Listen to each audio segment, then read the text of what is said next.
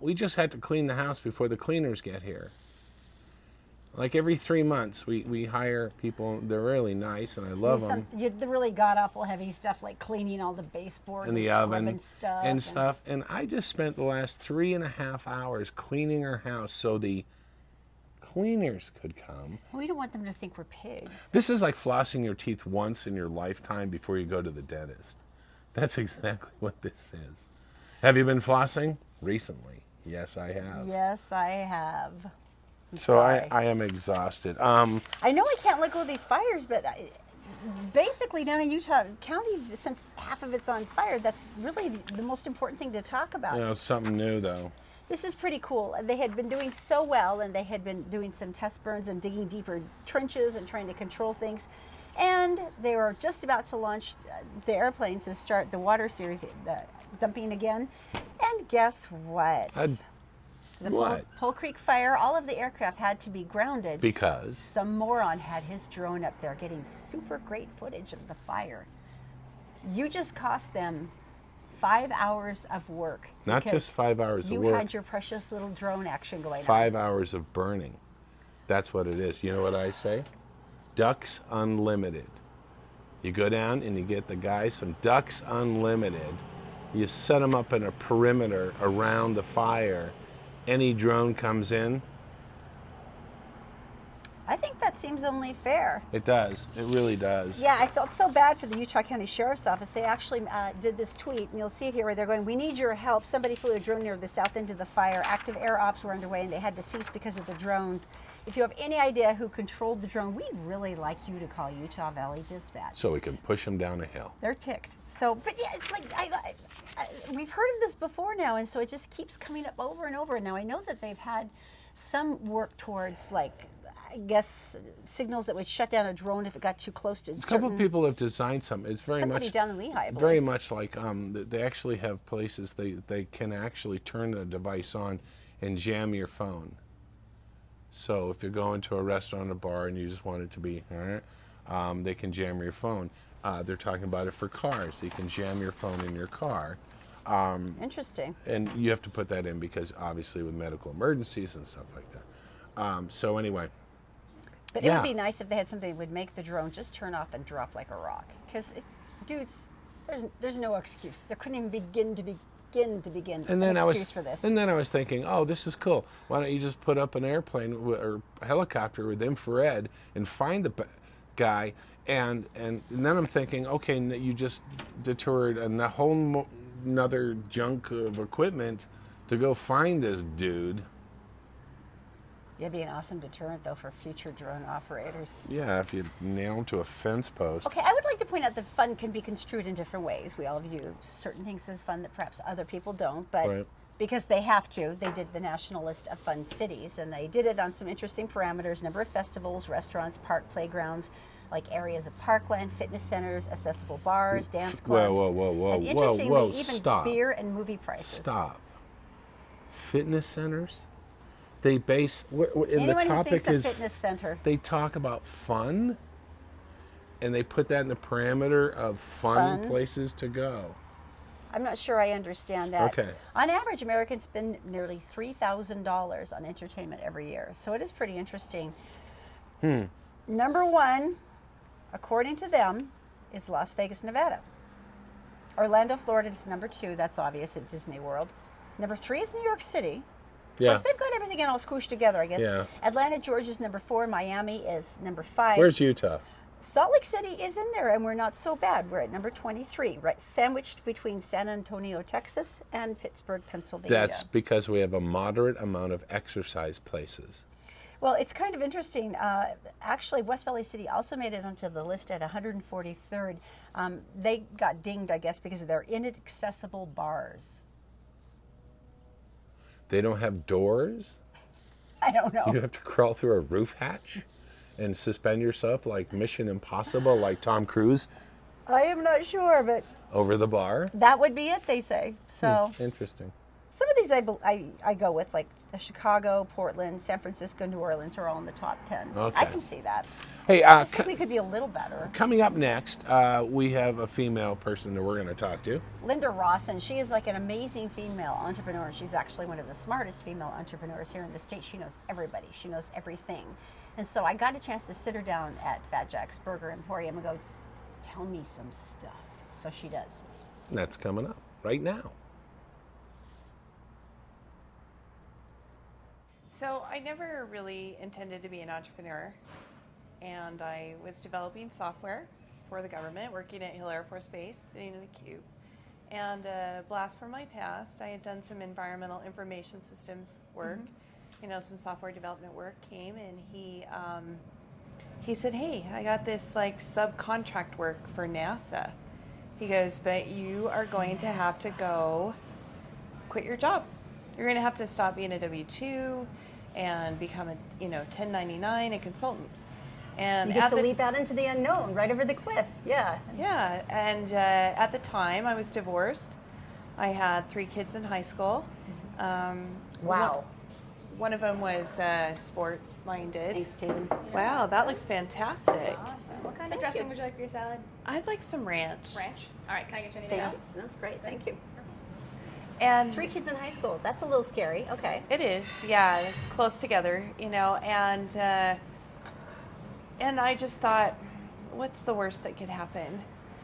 So I had skills, so if it didn't work out, I could always go back and work for someone again. And so I took the jump, and I thought my kids might have to sleep on somebody's couch for a while.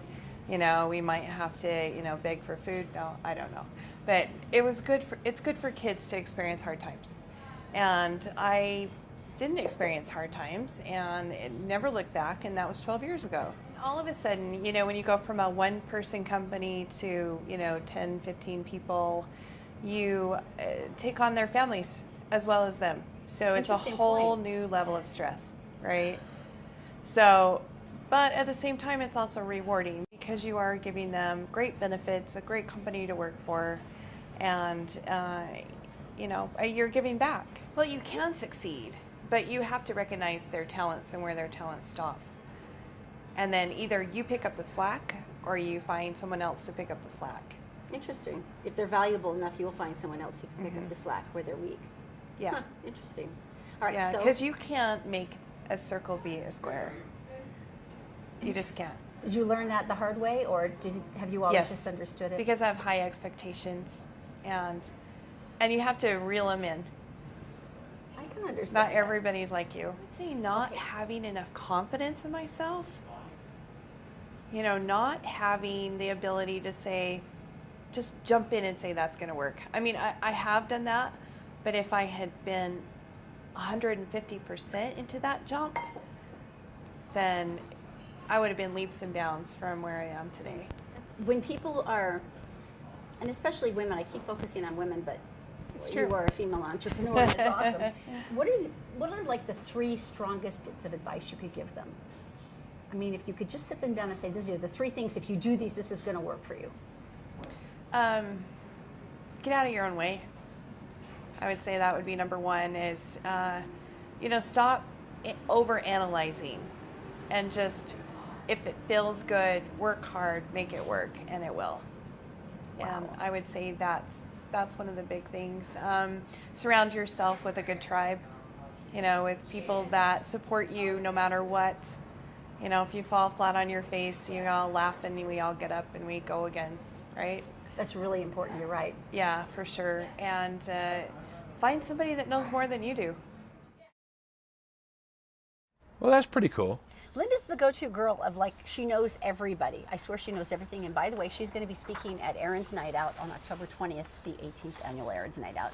And so this is your chance to meet her. If you have ideas or business startups or things you've wanted to know, she's so good at mentoring. So make sure that you break in for her breakout panel. Right now, it's Tell Me Something Good time, brought to you by PC Laptops. If you're looking for a PC laptop, they start at $799, lifetime warranty, and parts and labor. What's that worth? So check them out. They also Everything. fix phones. All right, tell me something good. This is amazing because I had actually seen these little notes up at the University of Utah Hospital. I was up there visiting my mom, and we were kind of wandering by the cancer wards. And there were all these beautiful notes, and I'm like, that's such a good idea. Well, what it is a charity called Girls Love Male. And what they were saying is that there's so much more about the emotional and spiritual aspect of fighting cancer that is often overlooked because you're so focused on chemo and just getting through the daily stuff. Our friend Bruce is going through this. Exactly. Right. So it's a nonprofit that asks strangers to write letters of love and encouragement to breast cancer patients. Oh. And since the charity was launched about August 2011, there's been over 125,000 letters sent to cancer patients around the world. Now, the letter writers have ranged from like 4th graders to a 90-year-old grandma, Right. and they've gone all across the world. Right. And it was interesting. One woman said, I received a note from a complete stranger, and it was so powerful. And now I keep that letter on my nightstand. I'm beating verklempt and read it every night before I go to bed to gain strength. See, the founder of Girls Love Male is Gina Mulligan, and she said she got the idea after she was diagnosed with breast cancer in 2009, and at the time, she had been working on a novel. This is so cool. That was entirely made up of letters. And then she started receiving hundreds of handwritten well wishes and cards in the mail. That's very cool. She said, letters were all around me, and I realized what a precious gift they had as a power to heal. So she started the charity with the intention of, sending enough letters to every woman who receives a breast cancer diagnosis. Well, that's 250,000, and so they've been building pretty rapidly. At this point, they're doing 40,000 letters per year. Wow. Now, it's interesting because past studies have actually shown this, that positive phrasing really helps hospital patients deal better with their symptoms and illness. And it was such a cool thing. And the one that she said held her together was this. This is my beloved sister. Don't look at me to read it. It's yours. Life is not about waiting for the storm, it's about learning to dance in the rain. So I hope you brought your dancing shoes because now is your time to open your soul and let the rain cleanse you. Allow your arms to stretch open and let yourself fly with the wind, and don't worry because you won't be alone. Dancing takes 2 people, so as your partner, I promise to be there for you. I will think of you always, guiding your feet into the rhythm of courage, and all you have to do is have faith and spin with the music. So I ask you, may I have this dance? And this was from a girl named Molly, who was actually from Dublin, Ireland, and continued to write her through her entire cancer battle. And they are still, of course, obviously close friends now that she's been cancer-free for 3 years. And you're a jerk. I suck. Is that the most beautiful thing ever? Next, we're going to tell by the way, you. it's called, the charity is called Girls Love Male, girlslovemale.com, if you'd like to go that and volunteer as a letter writer, which I think I'm about to do. Do you love your national parks? Do you want to go there? Do you want to do some work? Your chance. The information is coming up next. The Todd and Erin Daily Stream is brought to you by PC Laptops, with desktops and laptops starting as low as $7.99 with a lifetime parts and service warranty. They fix phones too. Go to PCLaptops.com. And by Brio Technologies. They rent, sell, and install audiovisual components, including professional sound, lighting, video and intercom systems, components, projectors, interactive whiteboards, and classroom audio systems. Just go to BrioAudiovisual.com. Just looking at you and smiling meaningfully. That can be very scary at times. Tell you from personal experience. Do other wives do go through this crap? Because I just wondered. National Park Day. National Park Day. This is National Park Cleanup Day. And this is kind of cool. And there are groups around the country that do this year round. September 22nd is the Saturday. Right. But there are people who go walking, and I think they call it walking for trash. And so wherever they go and they're walking on the deal, they carry a bag with them. Instead of dog poop, they pick up trash. And it's something they do every day, which is cool. National Parks, though, organizes it, coming up on the 22nd. This Saturday. They talk about picking up trash, removing graffiti. They have experts for that, by the way. And clearing invasive plants. Name an invasive plant. Spurge. Oh my gosh, I am so No, impressed by they you. had like the spurge bounty. It's It's that violet green one that sort of looks like a succulent, but if the sap gets on you, it causes blisters. Look at you. Okay, really? Smart. You're smiling like I'm a dog that just figured out how to roll over for a treat. No, really? no. The fact you came up, that was like amazing. That was so amazing. And so they have. But you also get to stay free. On another time, they give you a pass to go back to the national park that That's you kinda have cool. clean up. Yeah, and there includes Zion National Park, Glen Canyon National Recreation Area, Bears Ears National Monument, Lake Mead, They've got, look at. Vermilion Cliffs, Yes. Kanab, and the Trumbull and Nawaweep trailhead. So that's pretty cool. If you want information, go to the National Parks website. You've And been dying to tell this story because this girl sounds so amazingly cool to me. Where I think is it's it? underneath Is this it? one. Yes. No, I love this woman. That's, oh, okay. First of all, your bike.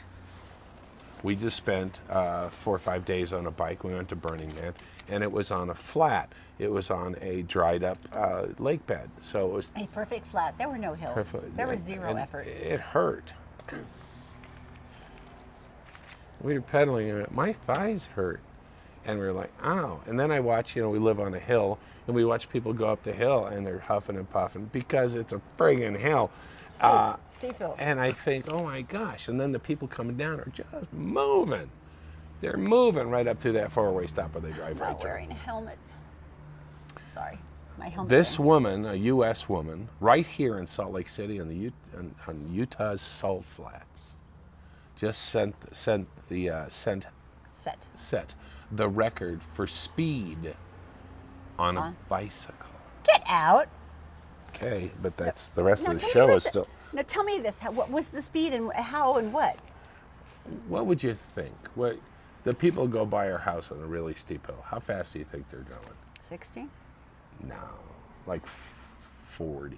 Okay, so maybe she's probably going like 60. Yeah, 183. Get out, you liar. Okay, but the show's not over. How? Oh. 183 miles an hour on a bike? Okay, so here's the rules. The rule is they take away the wind resistance. Uh-huh. You have to maintain a speed though. So what they do is they put you in the back on your bike in back of a dragster. So that keeps the wind resistance off you so you can... They have fins that come out. And you're attached by a rope to this dragster, which gets you up to a certain speed. 100, I believe, right? I think it's 100 miles an hour. And this woman actually has to push a button and release the rope. Now, she is untethered, and she is going in behind the windscreen of a dragster going 100 and what? She's 45 years old. 183. She said we weren't supposed to go more than 175. Her last record was less than that, but she knows she can go back and do it again. She set the women's record for 147 back in 2016. The This is the world's record. Men, women, anything. This is matter of fact, they changed the categories. Guinness Book of World Records to just fast biker. So they men and women know they fast biker. They tether her. They get to a certain speed and they go ding. So number one, she has to be able to stay up and moving at 100 miles an hour tethered, and then from there she's supposed to do it her own. This is the speed of a Boeing 747 just before it takes off. The Bonneville Salt Flats are amazing. And so imagine, and no training wheels, imagine she pushes that button, and now those wheels, special wheels, are spinning that fast. Can you imagine if you hit a rock? There are no rocks in the South. Oh, this is true. A bug. Let's see, a bug. Yeah, really, a ladybug. That's enough. A gnat. Oh my gosh. 183 miles an hour. Wow. Now, for guys out there, if her chain slipped at this moment, their groin would be the last thing you'd worry about, because it would you'd be broken. Your entire body would be broken, wouldn't it? That's so cool, though. I love her. I know, so cool. So it's Denise Mueller Yeah. Korenik. Here on the Salt Flats, right here in Salt Lake City in Utah. All right, are you ready for Nerd Talk with Erin? Wait. Prepare yourselves. This is so great. You're going to die right now. Okay. In the Star Trek universe, the Star 40 Eridani, which is HD 26965, has been the son of Vulcan, the home of Mr. Spock and the Vulcan culture. Wait a minute, is this the one where the ship goes over it and bores a hole through it and eliminates it? Look at me being all nerd-like. I know, nerd boy. This was first established in the script anthology Star Trek II in 1968. Okay. Then it went to Star Trek Maps in 1980. Okay. And then Gene Roddenberry actually penned a letter in scientific support of 40 Eridani as a probable host for Vulcan viability. Okay. Now, here's the cool thing. 3 decades later, they have a new discovery about the planet of Vulcan. Just revitalizes Just came the whole out of the problem, University doesn't of it? Florida. And this is really cool. They said there is some serious vindication in this choice, and here's why. They have a real-life planet that actually clocked in at the coordinate of the fictional M-class planet. So they said, hey, it's going to be, it's Star 40 Eridani. There it is. No, there's a planet right where it's written in Star Trek. Covered by unicorns. How cool is this? They say that it's part of the Dharma Planet Survey. They reported 150 very bright stars in their solar system, and this discovery is their first detection of what they call a super Earth. Now, this is classified as a planet between 2 and 10 times as massive as ours, about the same radius of Earth, nearly 9 times the mass, and it has potential to support life. There was a planet there all the time. Is the thumb out or in? In? Live long and prosper. Wait. That's the coolest freaking thing ever. There you go. So what we want you to do now is go out into your garage, pump up the tires on your bike, and go try to go 183 miles an hour. I'm back on the Vulcan thing. You don't think that's like really freaking amazing? Of course, it's one less viewer, but think of the video and send it to us. That would be awesome. Have a lovely day. We love you. Live long and join us tomorrow. There's We planet- should mention planet on Vulcan the is real. Tell Me Something Good. We do have a website, and it is on Facebook, and it's called Tell Me Something Good, and all that shows up there are really nice things. And we have a $100 gift card giveaway. So the Facebook page is called Tell Me Something Good. Just drop by, tell us something good that's happening in your life. And there were amazing stories today. A woman who is cancer-free, another woman who just survived her 5th heart surgery and she's recovering. Amazing stories.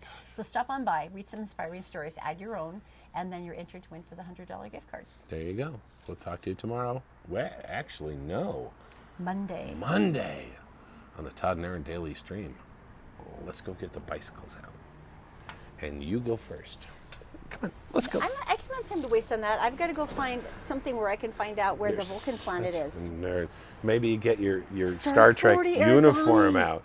Yeah. Don't act like I don't have one. You have a red shirt. And No, you know, I have a blue one. I'm You have a science red officer. shirt. And you know what that means? You go behind the rock and get killed No, by that was the my monster. swimsuit. I have a blue full Star Trek uniform, and that's because I'm a science officer. And you admit that openly. Proudly. Wow. Bye.